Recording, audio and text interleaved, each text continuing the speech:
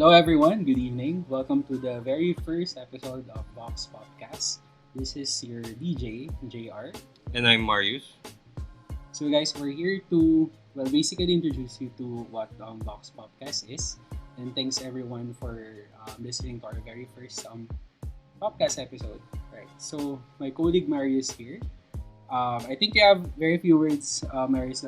What exactly are we doing here in Vox? I think that's one thing that we want to discuss to everyone. Yep. And then, ano ba yung Vox Podcast? Bakit nila kailangan or bakit nila need subaybayan itong podcast natin?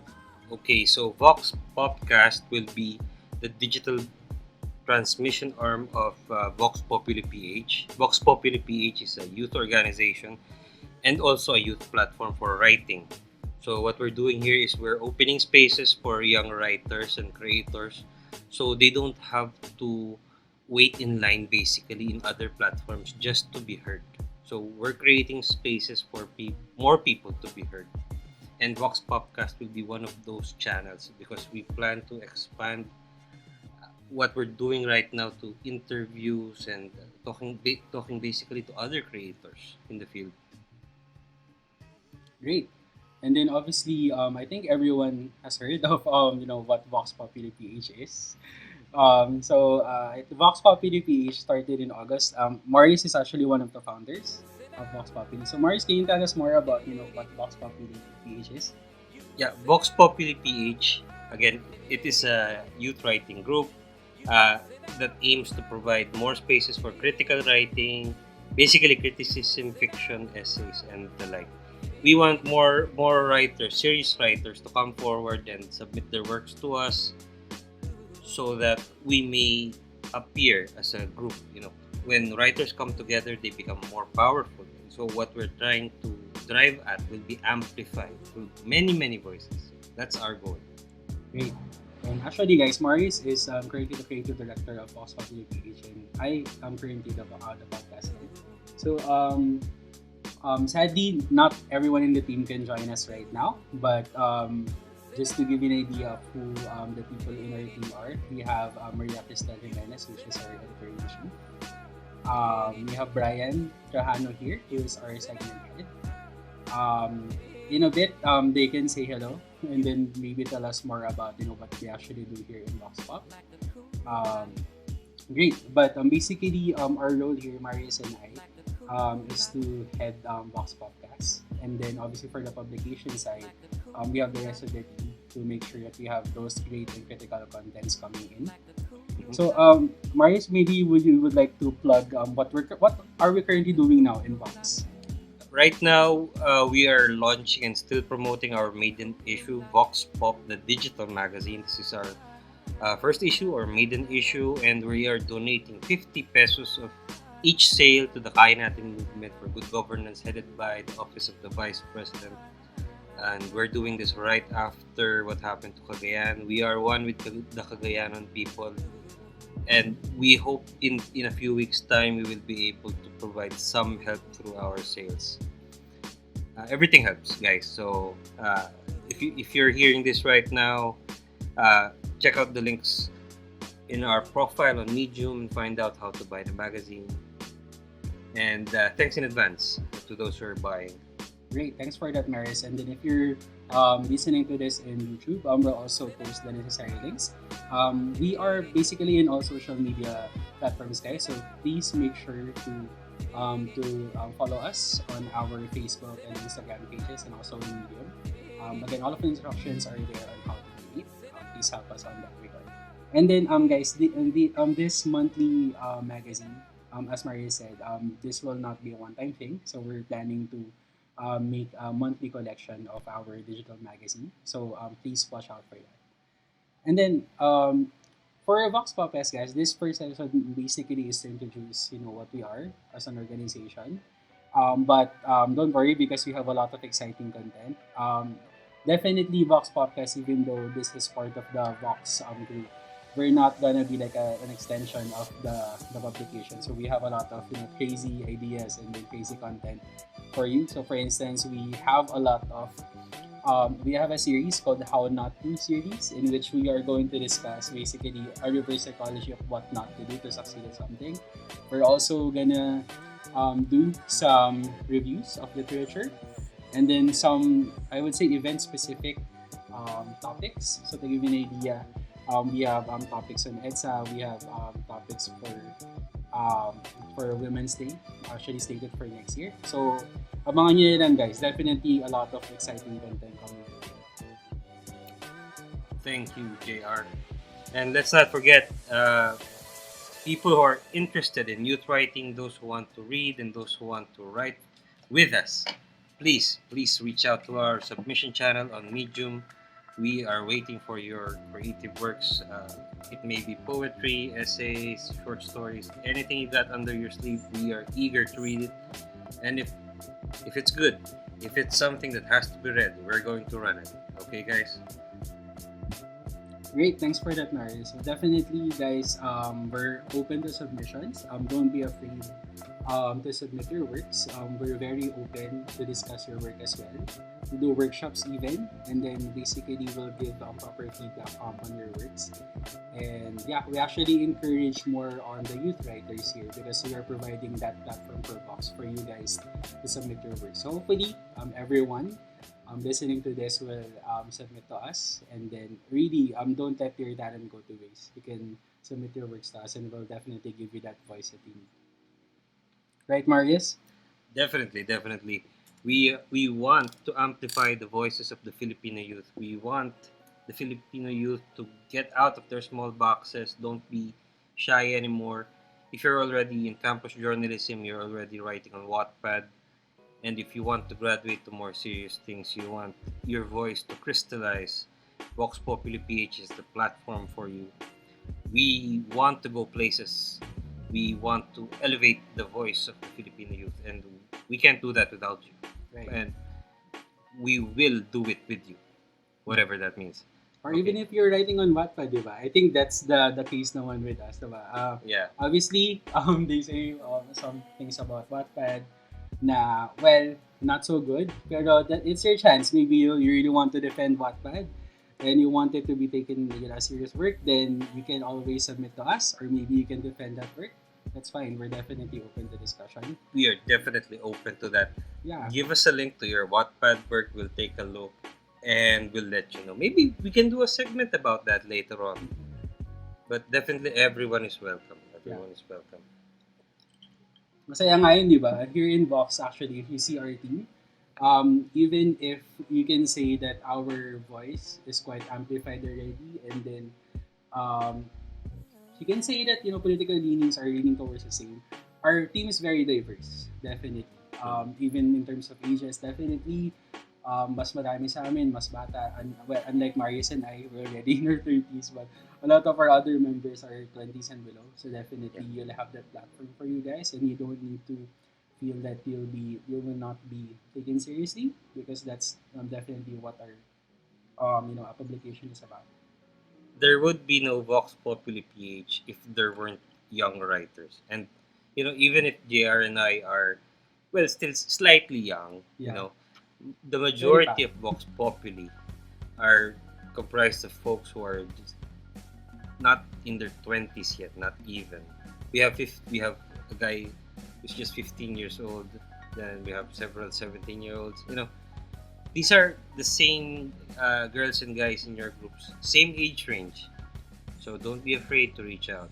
We're here. We're finally here. Yes.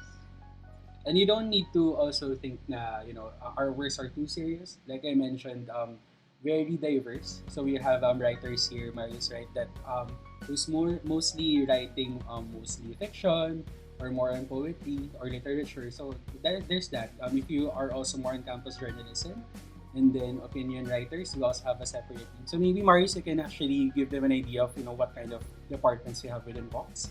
We have several departments, literary departments on Vox Populi PH.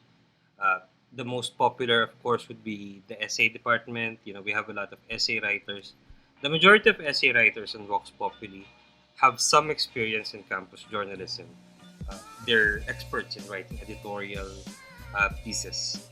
And then for the literary side, We have a lot of short fiction and full-length fiction writers. JR is one of our best fiction writers. Thanks.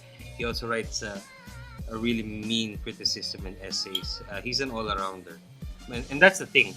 In other publications, writers are expected to write just one genre.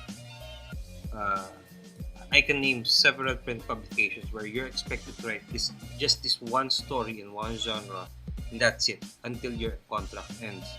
For Vox Populi PH, we want you to experiment with different kinds of writing, show it to us, and we'll see if it stands our standards, right?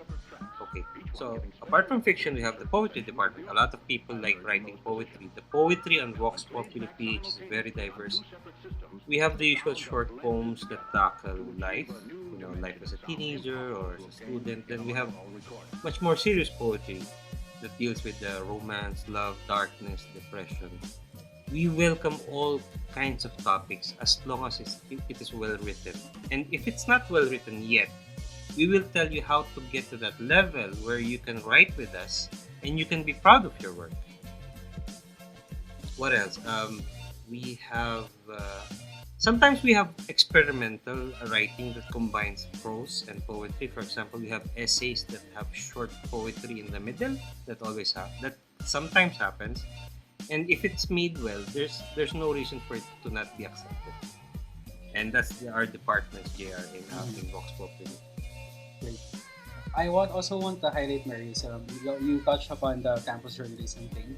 I understand that most campus journalisms right now, or journalists, they focus just more on not on the investigative piece. So what can we provide, these young writers who wants to write more investigative pieces that they can do in their campus journals or campus newspapers? That's right. A lot of the campus journalists now aren't really trained or even encouraged to write as community journalists because personally I believe that if you're a campus journalist, you have so much power on your hands because you can control information, you can present important information to your community. You can choose to do that. However, the problem is when a campus journalist is limited to the campus publication only, then there's no motivation to write anymore if the advisor says that you can't write about this. Exactly. With Vox Populi PH, you can step out of the campus journalist box. You can put on your campus, rather community journalist hat and write about the stories that matter to you. So, for example, this is just an example. Say you're from a province that is always struck by typhoons, and your small city does not receive the support that it needs. And every year you see your city being demolished by flood.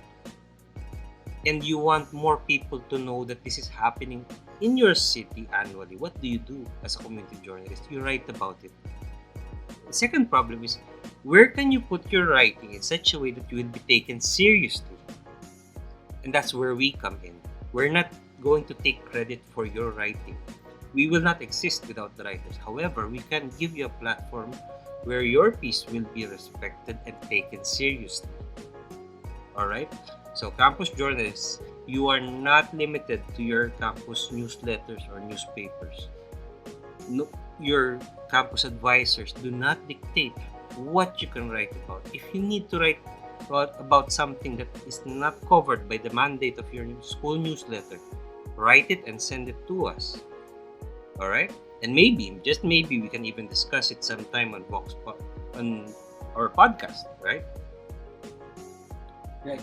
And then, Marius, maybe you can also talk to us about, I think you mentioned this previously, about how difficult it is to be taken seriously as a writer in the community nowadays. How does Vox Populi come in? How does Vox make it happen for young writers out there aspiring to be taken seriously? Yeah. In the Philippines, there is a long-standing tradition that unless you have been anointed by cultural institutions such as universities, that you cannot be taken seriously.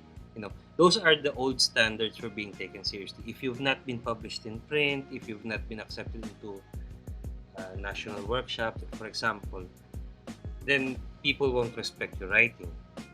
By establishing Vox Populi PH, we're working hard to reverse this harmful trend, because it is harmful. Why? There are only a few cultural institutions and so many writers.